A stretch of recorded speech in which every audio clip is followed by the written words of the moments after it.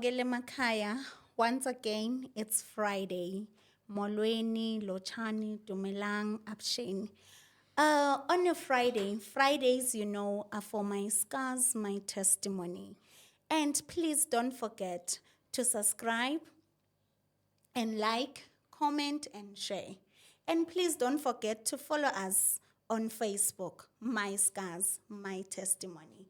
And also on Instagram, My Scars, My Testimony. Sikhona na TikTok, My Scars, My Testimony. With your host, Usis Nomzamo. Niyazi ke ngama Fridays, because of for testimonies, I'm not alone. Today, I'm with the handsome, the beautiful. Angazi noma kuyasho ukuthi indoda beautiful, but I will prefer handsome. Ngino Khotso, Abuti Khotso. Hi. Hi, Abuti Khotso. Hi, Unjani. I'm good, and how are you? I'm handsomely well. Yes, welcome to My Scars, My Testimony. Thank you. I've always wanted to come, but I'm grateful that I'm here now. You are Yeah. welcome. Yeah. You are welcome. And okay, Abuti Khotso. Who's Abuti Khotso? Okay. My real name ke Khotso Emmanuel Makolwane. I was born in Lesotho. 2002. I'm 22 this year. Moved to Eastern Cape sometime around 2006, if not 5. Then 2013, I moved to Gauteng. From Gauteng until, that's like the gist of it. You are from Lesotho, Yeah. and then you moved to Eastern Cape. Eastern Cape Stegspruit. Yes, I was about to Yeah. ask which part of Eastern Cape. Yeah, it was Eastern Cape. It was a nice place. I think it still is. The difference is that I haven't been there for like approximately 10 years now. I just didn't live under the right circumstances. It was like a bit too much and tragic and stuff. So we had to leave and we had to move here. Okay. So how was your life in Lesotho? Nehilul jwang ho dula Dula. Lesotho. Well, I don't remember much because I was like rather young back then, Angtol. But I remember most of the life I lived in Eastern Cape because you can imagine if I was born in 2002 and by 2006, I'm already in Eastern Cape. That means majority of my life was in Eastern Cape. So in Eastern Cape, it was, let me just say Stegspruit. It was, okay, I was living with my stepfather and my mother. And so before my brother was born, we were living with only him. I think that was only for a year. So it wasn't a pleasant experience. As you know, stepfathers, he was one that was like rather abusive. It was like emotionally and physically. To me, most likely because I was not blood. The surprising thing is, according to my mother, these things only changed after my younger brother was born. Okay. So you said it's your stepfather. Yes. Yes. I want to take you back before Rikena, who's stepfather. Okay, yeah. Ntatawa, how ukai? Well, Where is your the father? biological him. Yes. Him. He's a typical father that is now known to be one of the deadbeats in a way. Because after I was born, him and my mother were actually dating. Then for some reason it happened, my mother was pregnant. Then immediately my mother was pregnant, he immediately detached, and was caught denying me that I'm the kid, which my mother didn't take very well because if you're to look at him and look at me, I'm a spitting image of him. Literally, every appearance is there. So the family itself, his family, didn't understand as to why he's denying me because I have all the features that he has. Because when I was young, I looked more like him than I did with my mother. So the family did try to force him to, not really like force him, but try to make efforts to make sure that he really accepts us. And, we start family and stuff, but he didn't, he was adamant, and he was a ladies' guy. So I guess my mother was pregnant at the peak of his Casanova vibe, Angtol. So the efforts they made was that they called my mother to come and live with them, Gibo time, biological time, malaphile suit. Right. So now, we lived there for approximately a year, if not 9 months. And in that 9 months, my grandmother, my mother, like biological, they were all making efforts to make sure that he really accepts me as a kid and make an effort to start a family, but I did not. And then my mother had to go back eventually because there was nothing I'll do, you know. Then then okay. Then my mother, of course, was like, desperate. She was in a very vulnerable situation because her mother was very disappointed in having pregnant because she was pregnant with me when she was 20, if not 21. Oh, she was still young. She was still young.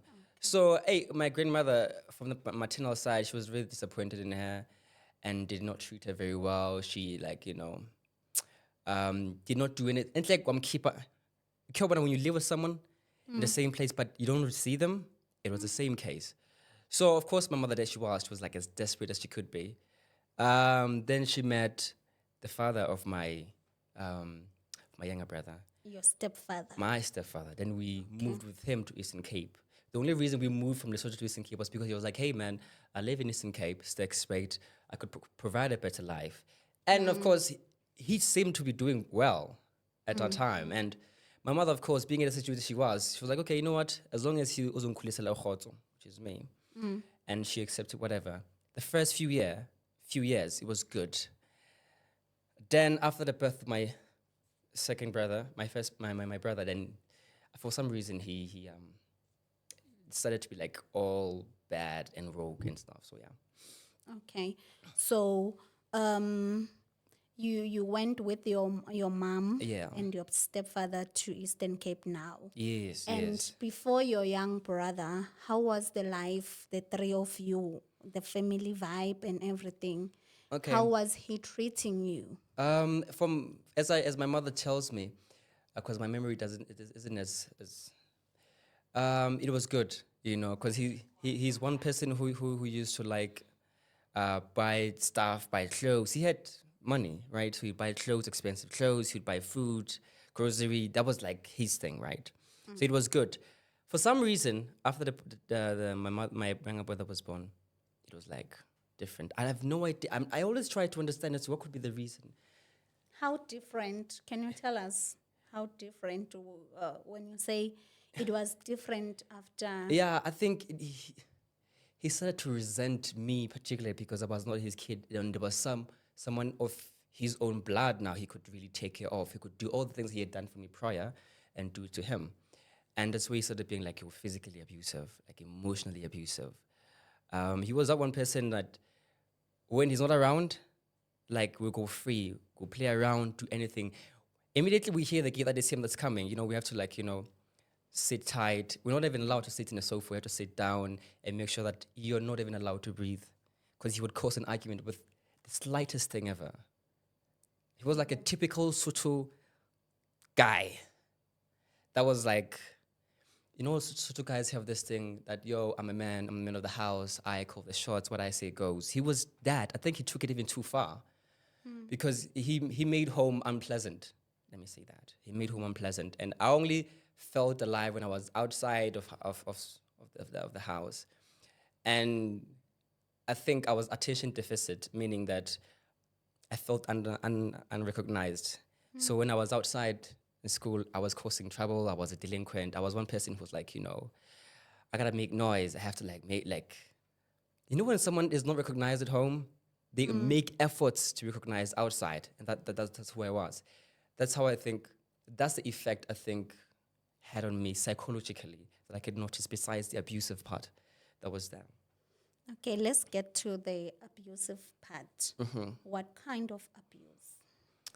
It was physical. Like he Ne believed. au sharp. Nang chapa straight. I remember this one time. We were living in Masekeling in Sexrate. So I had the key. So I was told that he's gonna come back home during the day, sometime I think it was Saturday. So now, I tell two of my friends, okay, accompany me. Let me go home and leave the key. So as I go home, immediately I'm by the door. There's no one there at the moment. I'm by the door. I see him approaching from a distance. Umkhulu ngomzimba. and you can never mistake him, right? He's coming from a distance. I'm like, okay, you know what? Let me just unlock and put the key in. I unlock and put the key in. And from the distance in which he was coming from, he could see everything that was happening by the door. He sees me like unlocking the door, get in. With less than a minute, I was already out.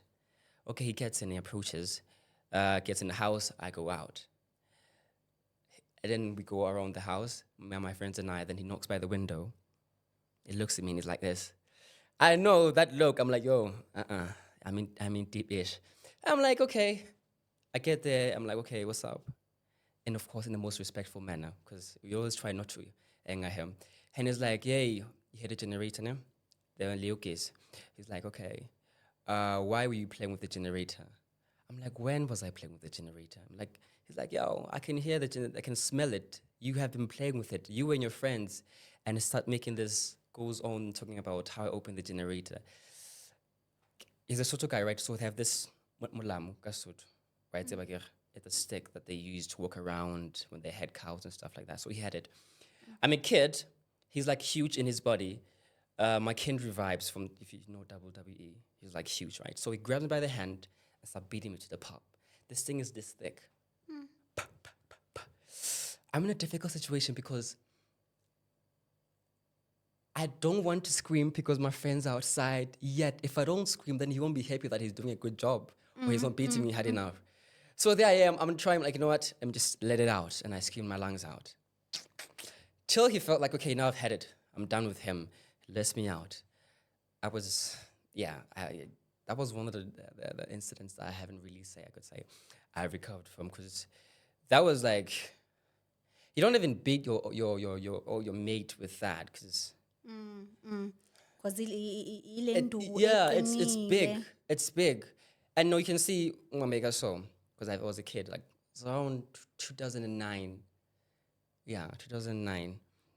Mwamega so, and I'm like, and yeah, So this beating was happening more it was often it was now. very often that you had to make sure they don't do anything that could make him mad. But the sad part is that there was nothing you could do that would not make him mad because he would find a reason.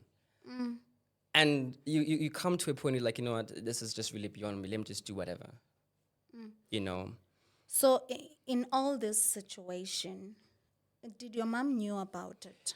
The sad part is that she did. She did.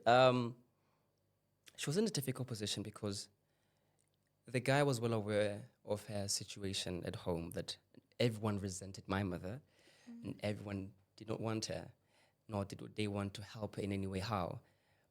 So in him knowing that, it's him knowing that, okay, I can take advantage of this one because there's nowhere else he could go.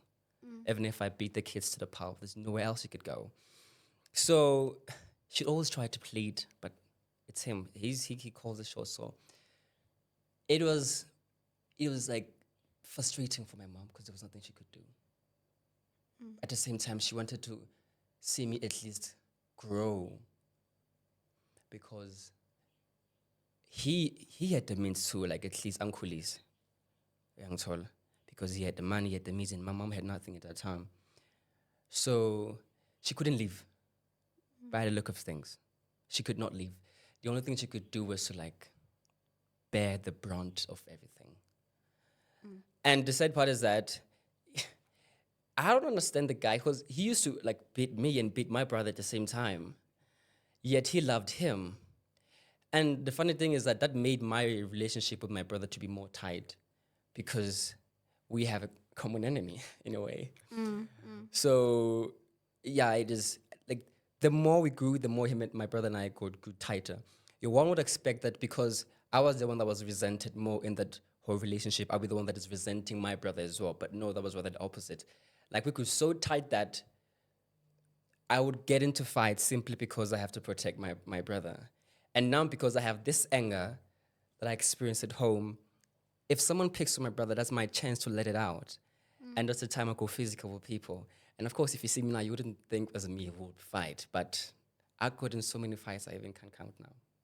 You look so sweet Yeah, yeah. to be the fighting I was guy. a fighting type. And I wouldn't fight my battles. I would fight my brother's battles. Because people they were like, if you want to pick on him, pick on his brother, because he's very reactive. And there are times like let's say I was afraid of this one guy because he was like a bully within a expect in your rest, you know? So he was a bully that was an age mate of ours. I was afraid of this guy. But then this guy he liked to fight. And then now they like, are you afraid of this guy? Babuza and Gusi, is he afraid of me? He's like, nah, Khoto, come on. And they're like, yeah, Shali out. Right? I'm like, yeah, no, bro, come on, I'm afraid of this guy. They're like, if you wanna see Khoto Yasha, pick on his brother. And for some reason he did. I'm telling you, we fought. We fought for like, that's the longest fight. I remember he once beat me somewhere here because I was winning this one surprisingly. And after that day, he respected me, thankfully. But yeah, that's the gist of it. And then when you mentioned that you were studying to beat even your brother. Yes, yeah, yeah. And how about your mom? Was he also abusive towards your mom? Okay, I mentioned umkhulu ngumzimba, ne? So my mother is she's agile. She's short, so she's like a bit fast in her movements, and the guy is slow. Everything he does is very slow. What he do very often is to abuse her verbally, right? Whenever he would try to grab her, she'll like move aside. And now I remember how we got to like split him and I, everyone actually. Um, besala khona in your rest, khona le engapha. I forgot that ngigcine kudala, ne? So So ilogish elinendawo yeah, ezikayi-two. Eastern Cape is like this, man. It's like this. Text rate is like this. Because there's an upper level, and there's a lower level. So we're living somewhere like on an upper level. Um, there was a tavern somewhere next to us.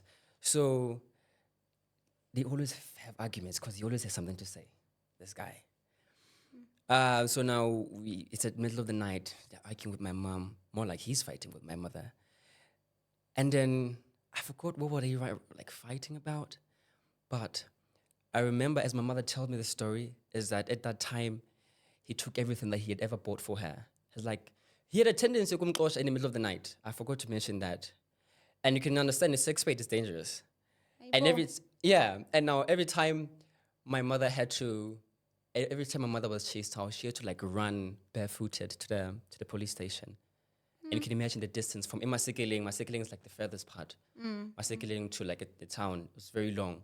So every time she had to like walk in the middle of the night and go open a case, protection order, in none. One time, okay, let me just finish this one. So how we got to split with him, he was fighting with my mother for, I don't know. So he was like, yeah, I need this that I bought from you. I bought for you. I need this, I need this. Then apparently he wanted to stab my mom with a knife. He had this huge bread knife because my mother began to sing isonka. So manje he had this knife akahleli phansi ka so this chair he liked was this big.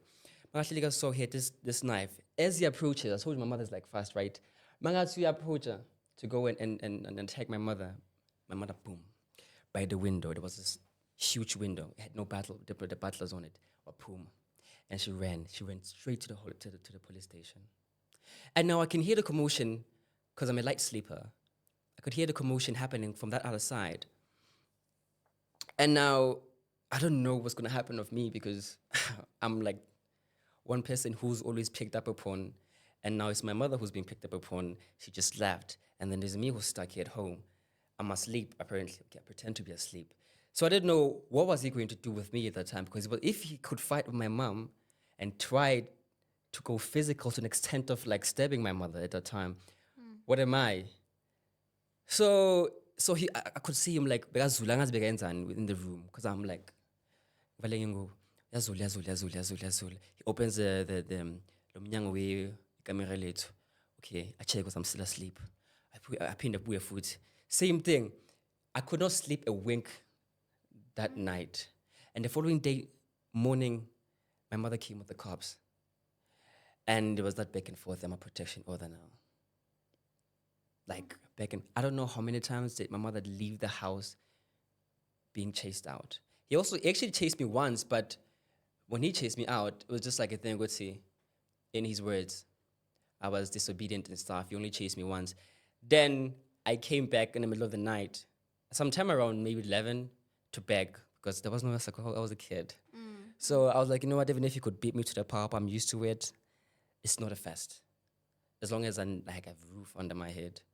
So I feel like one of the reasons is that we succumbed to such simply because it was out of desperation. So when your mom comes back with the police, everything, and did you guys move out that day? We only moved out after the stabbing incident because now my mother realized that he had taken it too far. Yes. Yes, we moved out. We moved. It's an even. So we went down. Like, and I say, new rest. I get we living on the upper level. Yeah, we went down. So we went to live there. I think a week, if not 2 weeks, still to figure Lapan. Then one time we're sleeping. So we go my room, I saw like this, and tenants this way. And there's a Mastandi, the landlord, living here. In the middle of the night, we're sleeping.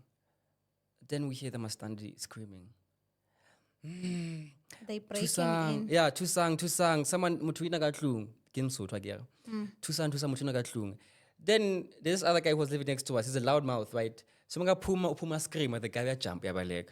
Apparently the guy who was breaking in was already inside the house. The only difference is that he could not push the door because angazi they have this lapan. So they tried to break in. Our own understanding was that was the first time the place has ever been broken into. Ever since the place has had tenants, or ever since the place has been built, it was the first time it has ever been broken into. Now we come in a week later, there's someone breaking into the house, And it's not far from and your it's not. stepfather's It's house. not. The stepfather's just like, ula. So now it's kusukuba into enkulu manje laphana e-6th grade because abahlali bathi, okay, who do we suspect? We're like, it can only be one. Now Naye with his dumb self was just standing there looking down at us because he could see where we're renting. So now abahlali we're contemplating on going to attack him because laphana bayashaya ne-6th grade. Last I checked, I don't know about now, but they didn't. They resorted not to go. The sad part is that even after I had left, because I left with my brother to Gauteng and leaving my mother there. Even after we had left, she had encounters zama break-in so many times that I can count. Yo. So you and your brother are living to Gauteng. Yeah, we left to Gauteng. Nihlala nobani when you get to Gauteng. Oh yeah, we lived with my aunt, which is the sister of my mother. She was the one who was very helpful, mind you. She was like, you know what, my younger sister, she's older. I don't like the conditions in which you are living in. Allow me to lend a hand. Bring your children forth and let them come start a life here and start living with me. And we did. And life started to be a bit different then, unlike the one that we had there. And my mother moved in after a year. And we started living away from the abuse. But the fact that he is my brother's father, it doesn't cut communications entirely. I also wouldn't wish him to stop talking to his son, and I wouldn't wish my brother to start talking to his father. I mean, like, it's his father. Mine is not there. I cannot be jealous, can I? So there are times he would talk to my brother over the phone. I think I've mentioned this before. Like it brings. It's a trigger. His voice is a trigger to all the torture that I've had to endure. So the mere sound of his voice, even if it's an echo, I think I haven't healed from that. So, yeah, it's just. Yeah. Then you get to Gauteng with that anger, with that frustration of being abused, with that background of, Guti, staying with the stepfather. I experienced this. And you start schooling in Gauteng. How was your schooling? The transaction and everything. Oh, the transaction was nice because my auntie is such a lovely individual. Her and her husband. So when we moved here, things are not different. You see, 6th grade was like, let's see, it's a bit behind. Oh, it was a bit behind when I came in. So you see the treatment there is nice. you are considered. My auntie's husband has like one person who's there, who's talking, who's engaging, and I'm not accustomed to that. I'm accustomed to being quiet if ever I'm in the presence of someone who's like a father figure. And it was good because I felt like, wow, I felt recognized finally. So the anger, for some reason, it subsided. Literally, the whole anger that I had, and it became different. Because with him, I'm like, you always had to worry. You always had to watch your back. You had to watch your words, watch how you move. Sometimes you're a kid, you have to make mistakes, but then you're not supposed to make mistakes there. One of the things I used to like, or he said, the stepfather was like, because he used to buy everything, buy his clothes and buy grocery, he was like the provider. O ne rata hore, patala, o ne rata hore, hlatswa maoto ana a ka, o patele papa o e jang. That simply means wash my feet to repay for all that I'm doing for you. And this guy is huge, man. He had, I was like, they were not in a good condition. They were smelly, so every day he comes in, I know it's my job. Like 7 o'clock, 8 o'clock he comes in. Even if I'm asleep, I have to wake up. I'm like, hey man, 2 minutes, I'm done. Then I go back to sleep.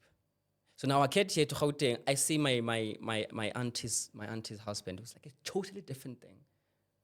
I felt like if I hadn't met him, I would have had a different perspective or perception of what a male figure should be like. Because now what I had in mind was like someone who just be like, totalitarian, who just has to be like the one that is in control, controlling everything, saying whatever they say goes. So hantle ne are ha o nna ntho ya mahala mo. Yeah, Everything wa e berekela. everything was civilized. Sure. So yeah, it was that. He taught you Uh, Not- side le tough lempile. The toughest part, and I realized that nothing is for free. And I developed the mindset that nothing is for free in this world. There's no free. Basi despise free lunch, not receive anything for free. There's always a catch. So I had this mindset now. I feel like it's also now becoming a problem because I'm now realizing that no, there are actually people who mean good out of the goodness of their own innate heart. Yeah, well, so yeah, that was like the transition from here. Of course, when we were now living with my sister, we had to, of course, establish our own independence. And then we moved out, started being a tenant somewhere. Then, Can I ask you this question? When you moved out and your mom joined you, uye wawuthola umsebenzi, did you find? when she moved, like Gauteng, Yes. she started, what was she selling? Amo Pressless, Avon, Amway. That's how she began. Then from there, I think she ended up finding a job. Yeah, I think she ended up finding a job because she did. Then we sort of have our own independence now because of course we have to be independent someday. Yeah. So I want to ask this. Usually, abantwana that are raised under the abusive circumstances, they end up esikolweni very disturbed. So when abonjani nje classini? Nah, I'll tell you from when I was living with the stepfather fella from grade 8, from grade 2, if not grade 1, up until when I had left him, I was not smart. I'm telling you. I was among the dumbest kids within the class.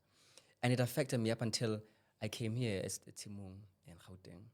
Because there were times where we would write a test and those who failed dismally will be left behind to come and discuss their maths.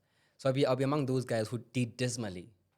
I only picked up or realized my potential in grade 10. It was like 2018, I think. Only then I was like, I have the potential to be too smart. And the teachers that I received there were very supportive. Like Epulong, like the best teachers. I think they're the teachers that I wanted in order to unleash. Now, if you look at me, you will assume that I've been smarter way back. But nah, it's a recent thing. It's a recent thing. I've started picking up. I started making efforts to to acquire the knowledge, and yeah. And as for my brother, naye he's naturally smart. Well, I've always believed that he's smarter than me. Just that I'm just older. It didn't affect him that much, except he has PTSD. He's one of those people you talk to and he'll flinch. You raise a hand, he flinches. Because now I think he hasn't healed. Yeah, yeah. He's very way bamba into a traumatic experience. It easily forget it. Because even 2020, when I was doing my matric, we had a break in. It was March 2nd on a Sunday, if not Monday, overlapping to Monday. So my mother was out.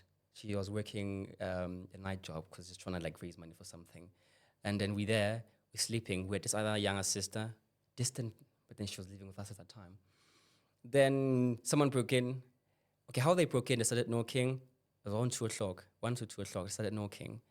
Knock once, knock twice. And we're like, who is it? They're like, yo, I'm so-and-so, I'm looking for this one. I'm like, yeah, we don't have this person. I'm trying to dip in my voice to be as intimidating as ever, but it didn't work out. So, okay. And we're like, go. There's no one here you're looking for. Then he starts pushing the door. I push it once. I push it twice. The way the door was so weak, the second push, boom, he was already inside. I kid you not. Then immediately came in, basically pant. That's all. And there was a whole drop that was splitting. It was a garage we were sleeping at. A garage, so it was splitting that side, and this side was like an old drop, right? We were sleeping here by the old drop. Immediately they opened the door. This guy, immediately they opened the door. We stood up, my brother and I, immediately, because we both like sleepers. Then they pulled the gun. And because I was in the front as the oldest, they pulled the gun right in my face. They're like, straight to the corner. What they did is that they wrapped us like this. They're like, keep quiet. If I'm telling you, you're gonna be dead.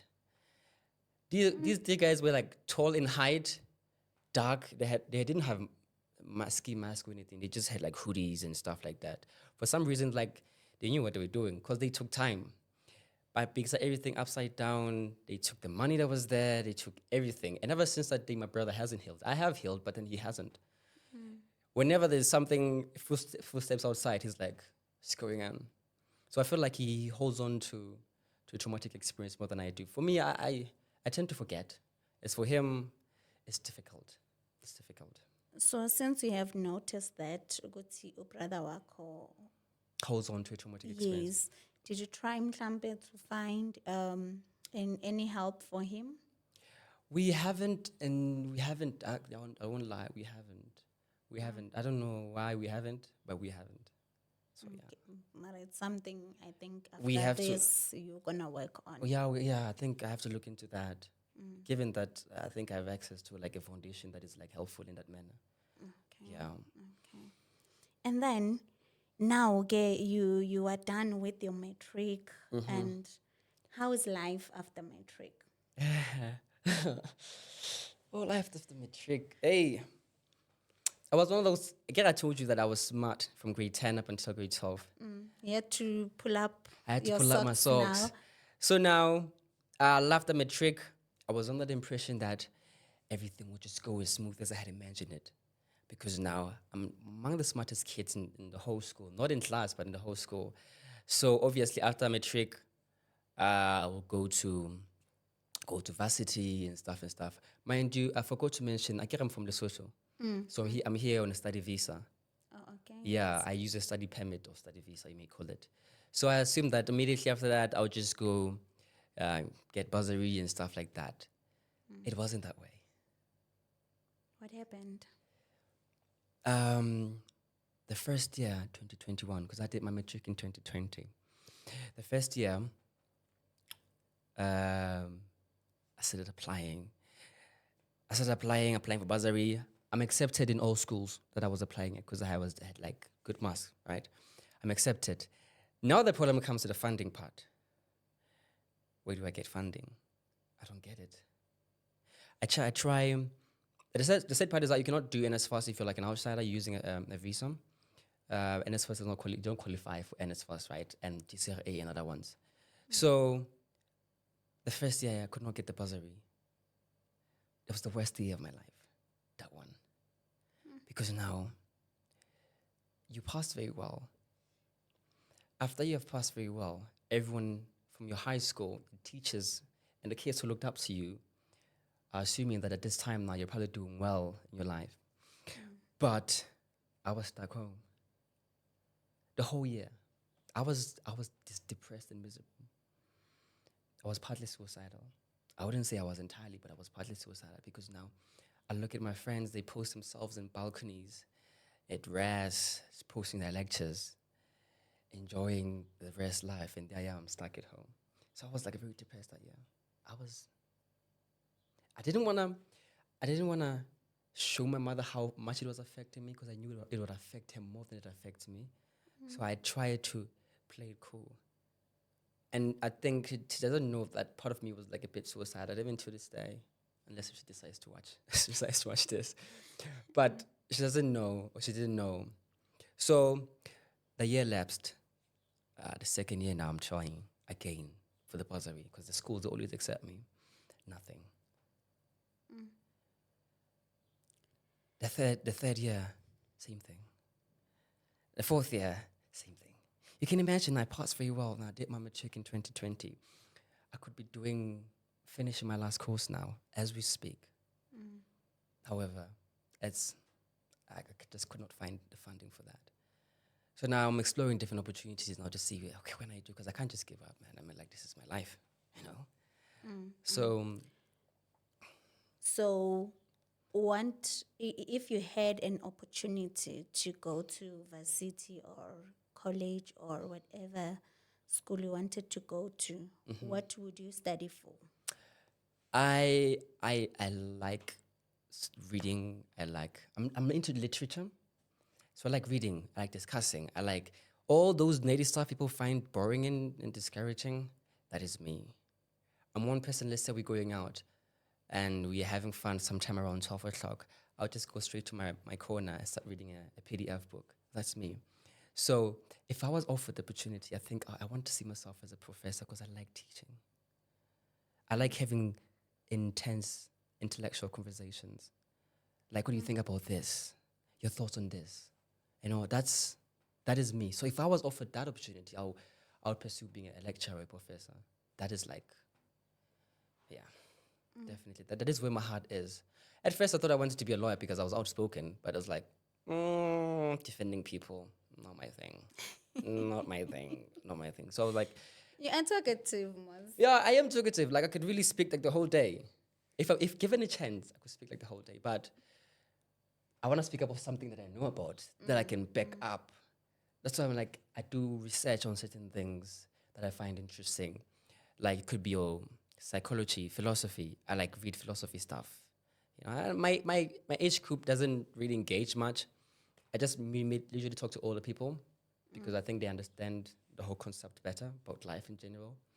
So yeah, I would be a professor, honestly.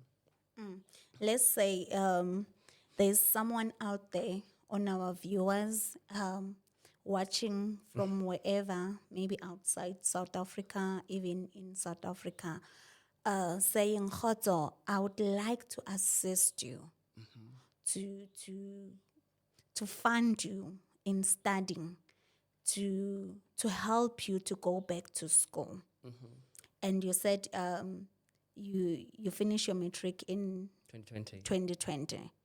Are you still having that It's, usenanile intshisakalelo to go back to school? yeah, I think I'll never ever stop having that.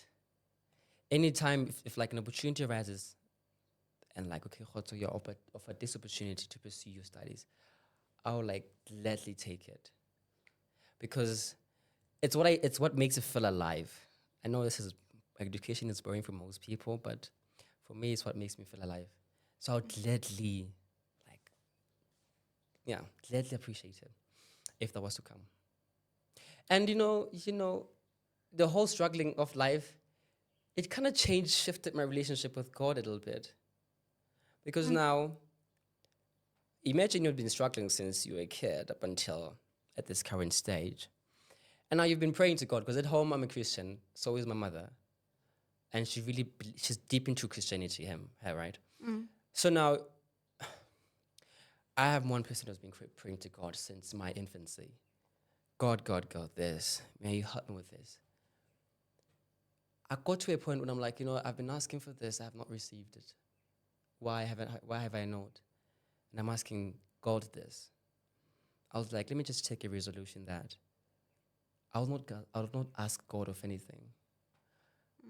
I will just simply thank Him for everything that comes, and praise Him because I'm still a Christian. Just that I feel like when I ask and pray for something, I'm subjecting myself to expectations and disappointments.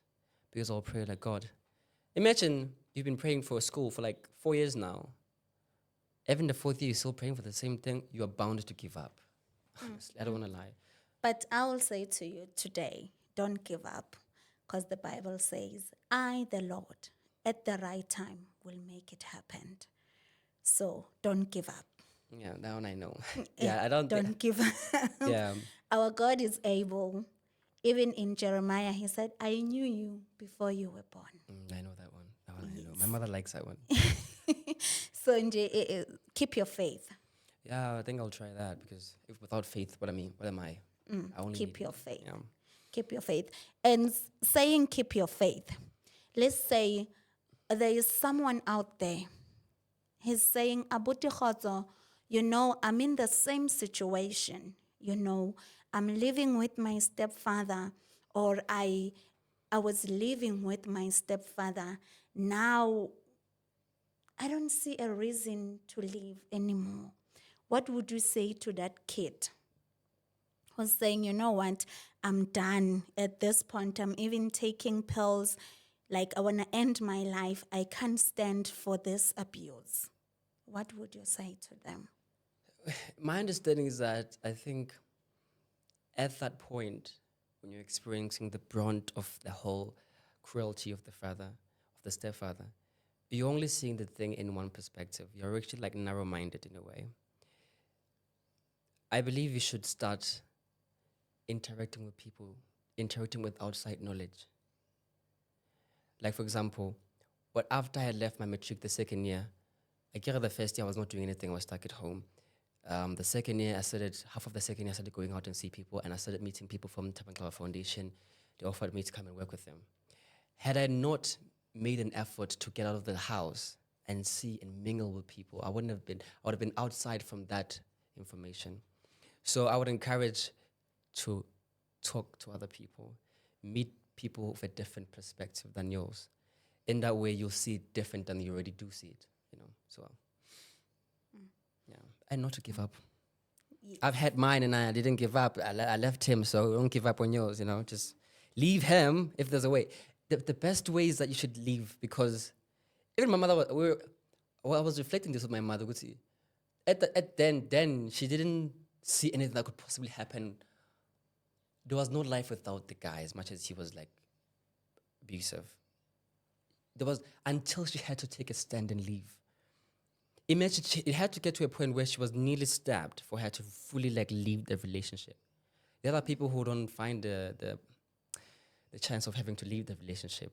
They end up like being part of like the victim statistics of people who are murdered by their husbands and stuff, right? So I'm encouraging to leave. It might seem like there's no point in going in leaving, but it's important to leave. You'll see life differently afterwards. I've done that. So yeah. Someone saying, Abuti Khozo, at school, because of my situation at home, now I feel like I can make it at school. I'm being labeled as one of the slow learners in the class, and I don't see future. I don't even see a reason why should I wake up and go to school. What would you advise them and encourage them? What would you say to those kids? Yeah, we all not everyone is meant to like be good at books. And it also depends on your personality as well, your interest. And not everyone is not meant to go to varsity. That's it. That's the honest truth. So you have to find something that you're good at and work on it. This other book that was written by this guy called Malcolm Gladwell, ne? He talks about the 10,000 hour theory, where if you invest 10,000 hours within your craft, you are bound to be among the top 1% of people who master the craft or who master the industry, if not the skill. So if you understand that I'm not good with reading, I'm not good with doing this, find something you're good at and invest time. The problem with that, most of the young people don't invest time in their craft. No, they social media, they they feed the life that they don't want to live. You know, I want to see myself being a great speaker, but I don't invest time and efforts to become one. So you have to find your craft. After finding your craft, you perfect it. You have to filter out all the things during the day that take much of your time. You know, TV takes much of your time. Probably takes about 5 hours of your time. You know, Facebook takes much of your time. Instagram takes much of your time. So if you can invest all the time you spend on those things, on your craft, you're bound to be among the top 1% of people who master your craft, and you're bound to get out of the position that you are in. So yeah. Auntie, another person, the viewers at home. Auntie Abuti Khoto, you know, I heard that you mentioned Ogoti, I must go out and speak with people, mingle with people.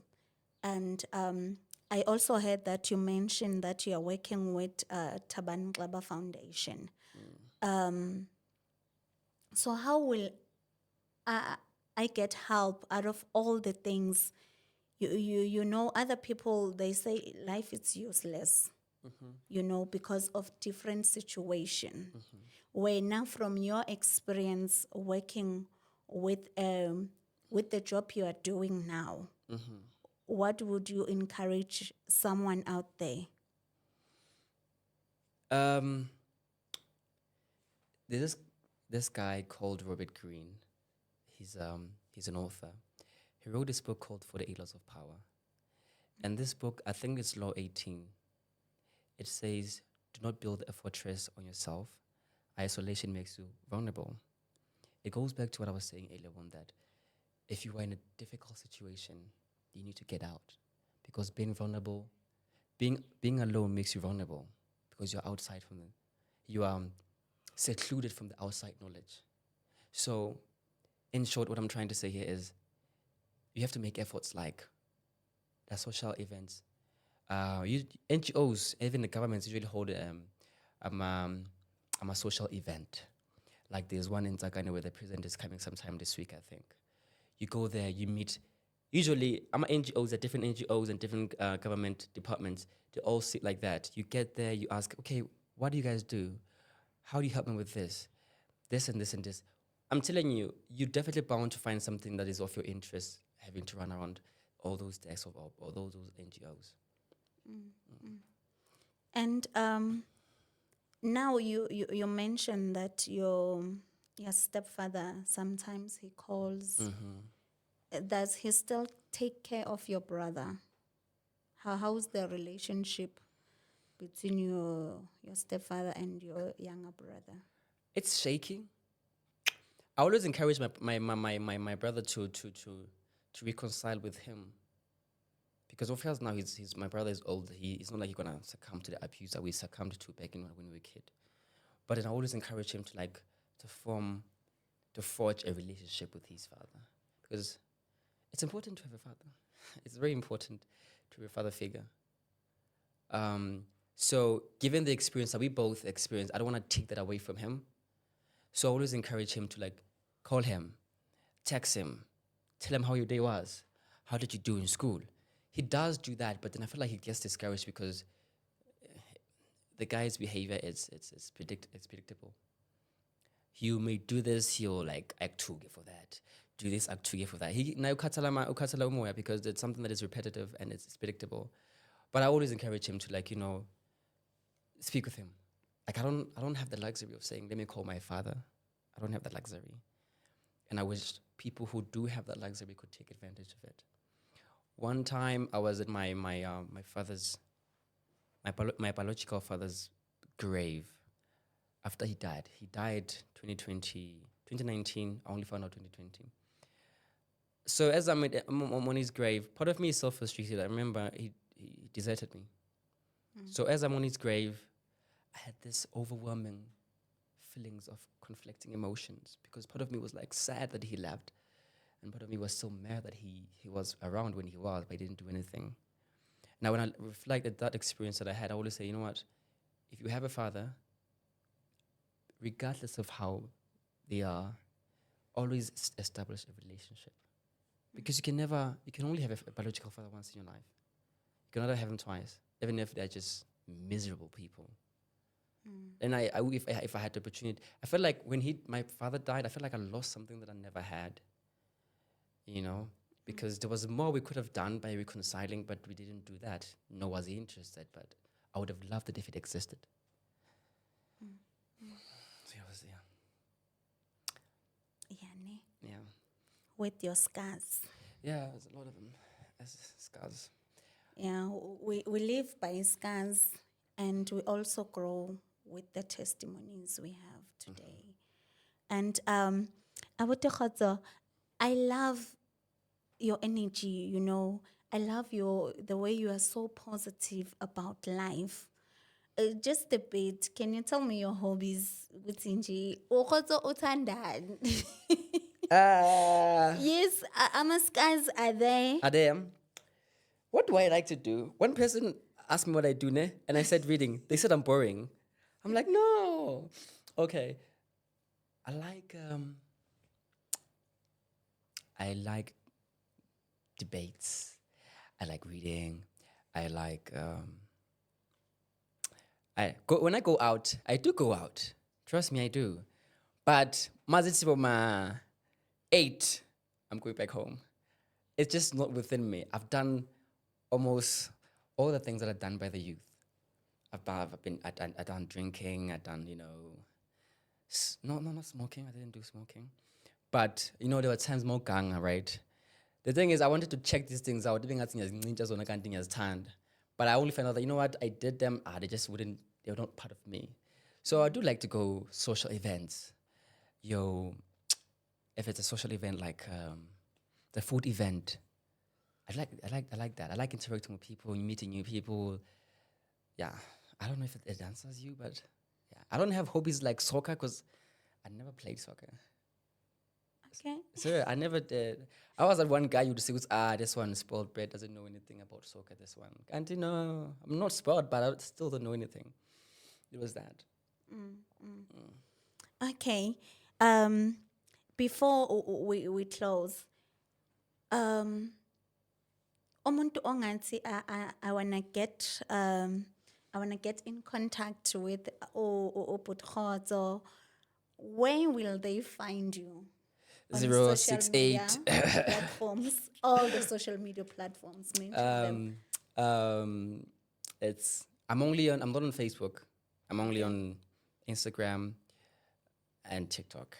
It's Khotso Makolwane. Khotso is spelled with a Khotso. Usually they say Khotso, but it's not Khotso, it's Khotso. So it's Khotso Makolwane, Insta, and as well as TikTok. Okay. Yeah. You're also giving out your numbers. I was kidding. Am I supposed to? Am I supposed to? What if there is someone out there? Okay, if there is someone who wants to contact Kgotso, please write to us on the number on the screen. My scars, my testimony. You will find him there. We will pass the message if you would like to invest, especially when it comes to his education. Uyafisa babukela ukuchubeka nokufunda kwakhe. If ukhona, you are there, uthi ithi ngikuphushe Kgotso, ubuyele esikolweni, ufunde. Please contact us on My Scars, My Testimony. You can even send your email at myscars @gmail.com. You will find us there. Abuti Kgotso. Amazwi nje wokugcina wokukhuthaza nje to our viewers. To our viewers. to the youth, especially the youth? Amen. Don't give up. Amen. Don't give up. Because you can find happiness in struggles. Kunaliding, this guy is called Sisyphus. There's another picture of a guy who's lifting Elijah up the mountain. I'm not sure if you know that. This guy's name is called Sisyphus, right? They're also like, and you can find happiness within your struggles. And they're not what they make you, but then they kind of develop you in a way.